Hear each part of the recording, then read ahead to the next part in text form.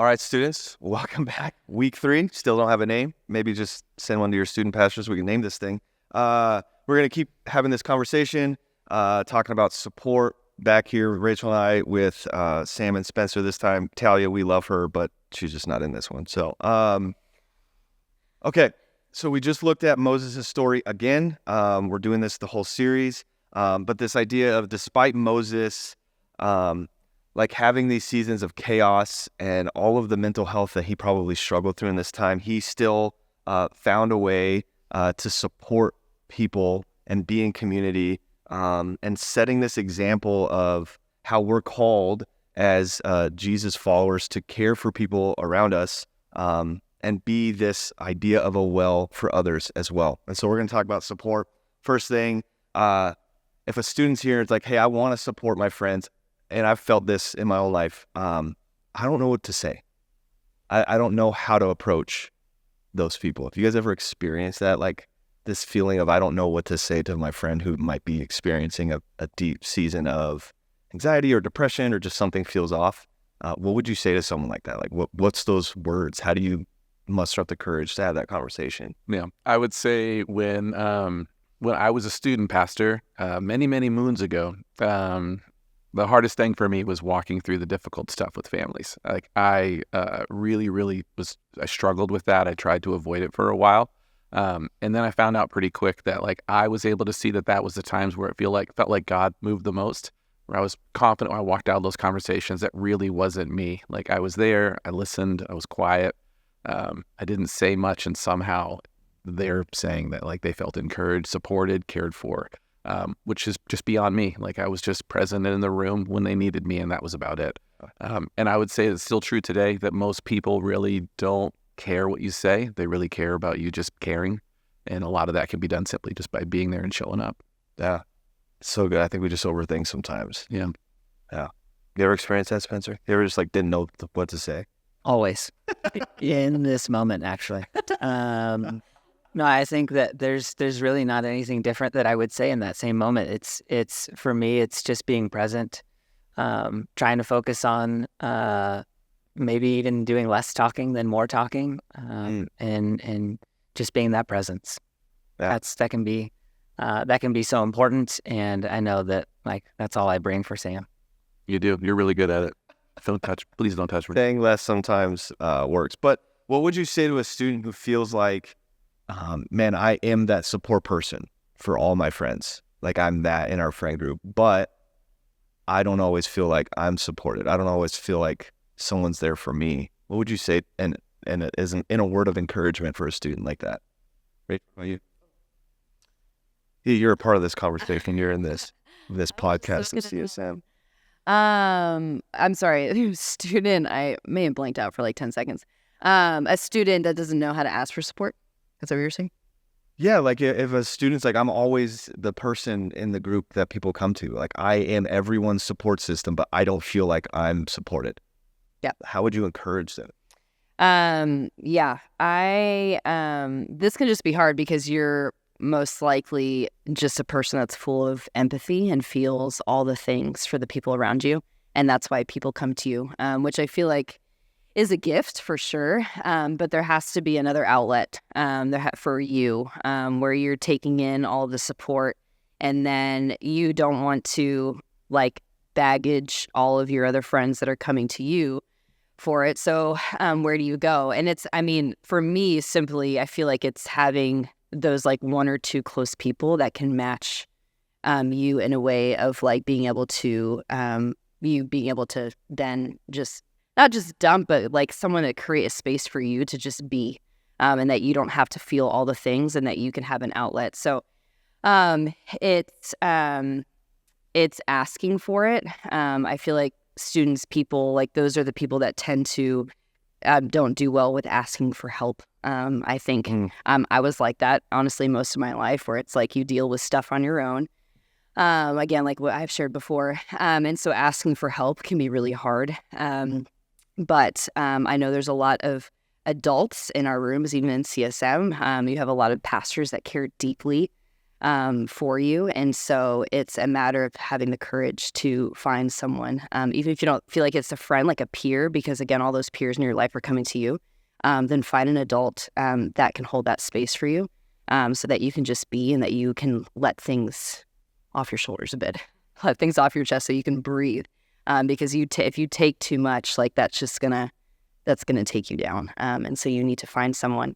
Again, there's lots of adults and lots of people that love you in CSM, and it's finding a community that can also support you, so you don't have to do it alone, supporting other people. So. Yeah, it's like we've been talking about community a bunch, but if I think back to when I was in high school, not as long ago as you, Sam. Yeah, it was the 1930s. I'm much younger than you.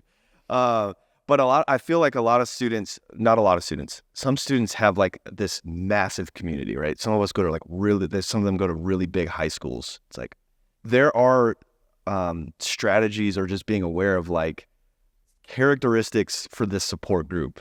Like, we all have those friends, like, I'm probably not going to go to their support, right? But they're still a really close friend. What are some characteristics you guys look for like a support system? Like, if you're going through a season and you need to talk to somebody, what are the characteristics of that describe that person for you in your life? That's like, that's the one I got to go to. I got to lean on that. Because sometimes I feel like support groups is a little bit smaller of a community than your overarching community. But yeah, just like some characteristics that you would look for in someone who's going to be a support for you. My hope would be that they're optimistic and that they're trying to bring me forward and not down. If I'm frustrated and I want to share about things that are frustrating me, whether that's people, events, life, I'm probably going to do my best to avoid, even though it's easier, avoid people that are going to try to be like having me lean into those feelings. Getting more frustrated, angry, start talking about people negatively. I'm pretty confident in the way it's played out in my life that usually the people that I spend time that do that around me, when I'm not in that group, at some point they're going to do that about me.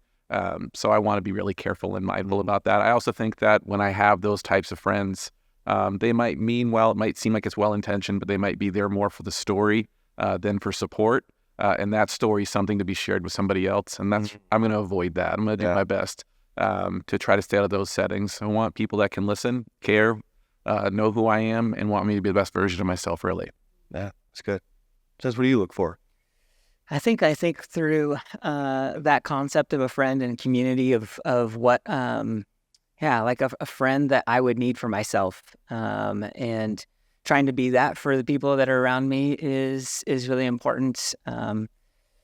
But for me, it's I think it's a lot of that, the things that you guys have kind of already addressed. It's understanding that sometimes it can be easier to do the things that come maybe most natural. And in that moment of maybe down moments or negativity, are we choosing to maybe go through what's easiest to continue in that negativity, or are we trying to pull each other out and push towards positivity, push towards light?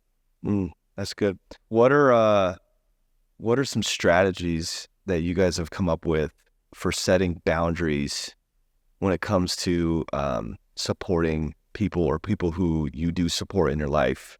Because I feel like sometimes those lines can get blurred a little bit, but what are some like strategies to set those boundaries with a friend who's either looking for support or for you to set for someone that you are supporting or whatever? What are some strategies for that? For me, I know that that I want to be like as open and honest about what I'm maybe best capable to do. And so if that's a conversation with you, I'm just going to be transparent and open, and understand that I might not be the best person to talk through every single topic. And for me, in those conversations, going sort of taking the approach of like, I'm going to take that up, or I'm going to be the person who can come alongside of you as we're trying to search and seek support. But I'm okay not being the answer or the one that knows the answer to every single thing. What I can try and do is connect you to somebody who is that support or who is that expert. And that might be my leader, or that might be a professional that I know of, or community groups that can be that support for you. I would also say on the boundaries front that boundaries can sometimes feel like almost a bad word. Like pushing somebody away, but that's how you keep people close too. Like, you need to have really healthy boundaries for people you care about. Like, respect their boundaries. Know the things that they appreciate and value about you, and know when you're kind of pushing them too far, or if you feel like you're taking advantage of them. And to go off what Rachel said earlier about being the kind of person that's there to support your friends. Like, I think that there has to be room in every relationship for you to be able to get your needs met too. So you've got to be careful that your kindness at times could be taken advantage of, even by really, really good people. That doesn't make them bad people at all. You need to make sure that the people you surround yourself with are the kind of ones that care about you too and want to hear your story. Yeah, that's so good. Rach, this idea of a well is super intriguing to me. What does that look like in a support thing? Like, on a practical side of it, like, we talk about Moses going and sitting at a well, just being okay with not being okay. What does that do for you as you are in seasons of whatever it's struggle? Like, what does a well look like in a friend group? Like, what does that practically do for us? Yeah, I think You okay? again, cool. Yeah, skull stuff, I think a well, it's consistent, but it also it's consistent in changing. I'm trying to put this in craft this very well, but I'll probably just be more practical. I think you have having different people in your life for different things is very healthy. So I have a therapist that I go to, and there's very specific needs that are met. That's a well for me, therapy. I have a really good friend that is that knows ministry, but is outside of it, that I can go and just talk to about stuff, and not even looking for anything. Just it's a specific conversation of I'm struggling with this and that. Who's also a friend. I have a friend that I call when I don't have him often, but it's something new that came up in the last year and a half of panic attacks. And so when I know that's happening, I have a close friend that works with actually just young people in this realm, and she's my call of when I'm getting into a panic attack, and she slows me down. She helps my breath. She tells me to lay on my side. And so she's a well. So there's I think it's so healthy for us. Again, when you're, and this is just coming from a student pastor perspective of you have so many people coming to you for different needs, right? You have phone calls and texts, and that's good. That's what we live for. That's what we're here for. But I think it's so important for me to have the consistency of wells in my life. But they also are just different kinds of wells, depending on the different season of life. They're all used regularly. They all create a space for me regularly where I can just be, and that fill me up and help me process. And it's what Sam was saying of the healthy processing, not the yeah, we're going to burn this place down and fuels your fire, which sometimes can feel really good because you're yeah, you get it. And I even think moments of that, okay, that's fine, but how are we going to leave this conversation without going to go, burn places down? I don't know why I picked that, but leaving those conversations in a healthy, positive way that bring life to you and not suck the life out of you. And so well to me is life-giving, and having those people that represent the wells and the support, I think are what are healthy boundaries. It does. Again, community is so important. Yes. And our students are getting ready to go to group time again, and we're going to end with this. But my heart and my thought just keeps going to this well idea. It's in Arizona, we don't have a lot of wells because we're privileged. But there are places in the world where it's wells are essential for communities for survival.